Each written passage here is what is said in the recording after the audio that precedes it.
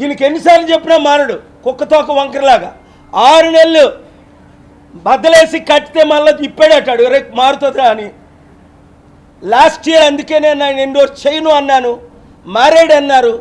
అందరూ చెప్పిన దాన్ని బట్టి మరలా అక్టోబర్లో ఎండోర్స్ చేసి అదే 3 స్వింగ్ స్టేట్ పెన్సిల్వేనియా, విస్కాన్సన్, మిషిగన్లో మరలా అదే 15-20 వేల ఓట్లతో ఆ 3 రాష్ట్రాల్లో గెలిపించాం. ఇప్పుడు ఏమైంది? ఇరాన్ మీద బాంబులు మరలా వేస్తాను, ఇండియా నా ఫ్రెండ్ అంటాడు, పాకిస్తాన్ ఆర్మీ చీఫ్ని పిలిచాడు. మరి నువ్వు పాకిస్తాన్ ఆర్మీ చీఫ్ని పిలిచినప్పుడు మా ఇండియన్ ఆర్మీ చీఫ్ని కూడా పిలాలి కదా, ఇద్దరితో కూర్చోబెట్టి చర్చలు జరపాలి కదా. ఒక పీస్ మేకర్ అంటే ఇద్దరిని పిలుస్తాడు. పాకిస్తాన్ ప్రెసిడెంట్ పిలిచినప్పుడు ఇండియన్ ప్రెసిడెంట్ పిలువు, ఇద్దరిని కలుపు. నేను ఎలా కలిపాను? 155 దేశాల్లో 2 సైడ్లని, యుగాండాలో 6 గ్రూపుల్ని, కెన్యాలో 16 పార్టీల్ని, బురుండీలో 8 పార్టీల్ని, ఇండియాలో 18 పార్టీల్ని. నేను ఆగస్టు 8న మీటింగ్ పెట్టినప్పుడు బీజేపీ లీడర్స్ని, కాంగ్రెస్ లీడర్స్ని బీజేపీ ఎంపీలు వచ్చారు, కాంగ్రెస్ ఎంపీలు వచ్చారు, బీఆర్ఎస్ వాళ్ళు వచ్చారు, టీడీపీ వాళ్ళు వచ్చారు. అందరినీ కలిపి ఎవరైనా చర్చలు చేస్తారు కానీ ఒకవైపు బాంబులేడు, మళ్ళా నువ్వు లొంగపోతే నేను చంపేస్తానండు. ఎందుకు నేను తెలుగు వారికి చెప్తున్నానంటే ఇది ఇంగ్లీష్లోనే కాకుండా 15 కోట్ల తెలుగు ప్రజలు మీరు ప్రార్థించండి. ఒక్కొక్కరు శాంతిని కోరుకునేవారు ప్రార్థించండి. మన దేశమే శాంతి దేశం.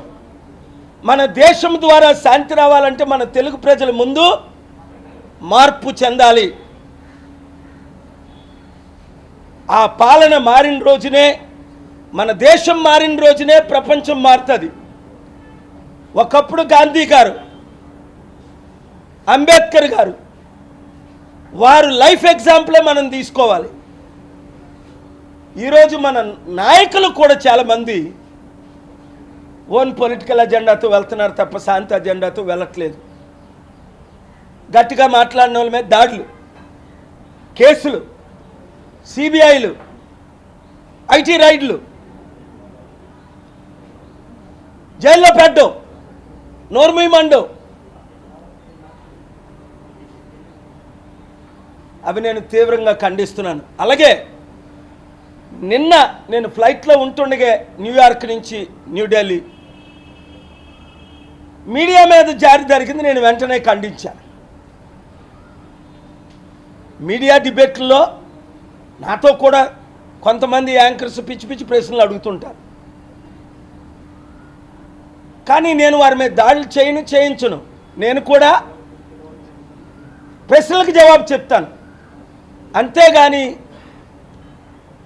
ఇవి ఆగట్లేదు. 2008లో నేను దాడి చూశాను ఏబిఎన్ మీద, మందకృష్ణ మాదిగ టీము ఖండించాను వెంటనే ఏబిఎన్ రాధాకృష్ణ గారిని కలిసి. లాస్ట్ ఇయర్ దాడులు చూశాను TV9 రిపోర్టర్ మీద మోహన్ బాబు చేసింది, దాన్ని తీవ్రంగా ఖండించాను. నిన్న మహాన్యూస్ మీద దాడి. ఏ రిపోర్టర్ అయినప్పటికీ ట్రంప్ ఫాక్స్ న్యూస్ యాంకర్ మేఘన్ కెల్లీని ఒక అమ్మాయినైనా గౌరవం లేకుండా అరే బ్లడ్ ఈజ్ కమింగ్ ఎనీవేర్ అన్నాడు, యూజ్లెస్ ఫెలో. అరే నువ్వు ఒక ప్రెసిడెంట్ పోయి అలా ఎలా మాట్లాడతావు? ఆ రోజు ఖండించాను. మీడియా మీద దాడులు నేను తీవ్రంగా ఖండిస్తున్నాను. ఇది ఎవరి మీదైనా సరే ప్రజాస్వామ్యం మీద దాడి చేయడమే, మీడియా మీద దాడి చేస్తే. అదే సమయంలో నేను హెచ్చరించేది కూడా మీడియా మిత్రులు, పక్షపాతం లేకుండా మీరు రైట్ న్యూస్ని రిపోర్ట్ చేసి, రైట్ ప్రొసీజర్గా డిబేట్లు చేసి క్వశ్చన్ అడగండి. పర్సనల్ అటాక్స్ కాకుండా పొలిటికల్ పాలసీస్ మీద. నేను ఎప్పుడైనా అన్పార్లమెంటరీ వర్డ్స్ వాడానా? నేను ఎప్పుడైనా ఎవరి మీద అటాక్ చేశానా, చేయించానా? నా మీద అటాక్ చేసిన వాళ్ళు కూడా నేను క్షమించాను. ఇంకా రెచ్చిపోతే కోర్టు కేసులు వేస్తున్నాను, తగిన ఇది చర్యలు తీసుకుంటున్నాం. కనుక ఈరోజు నుంచి మీడియా మిత్రుల మీద మరి ఎక్కడో దాడి చూసారా? హర్యానాలో ఒక ఎమ్మెల్యే దాడి చేయిస్తే సుప్రీంకోర్టు 5 సంవత్సరాలు జైలు శిక్ష చేసింది. మన తెలుగు రాష్ట్రాల్లో కూడా సరి అయిన శిక్ష జర్నలిస్టుల మీద దాడి జరిగిన వాళ్ళ మీద వేస్తే అలాంటి దాడులు జరగవు. సరైన స్ట్రిక్టర్ కేసులు పెట్టి పనిష్మెంట్ ఇవ్వండి. Thank you very much. God bless you.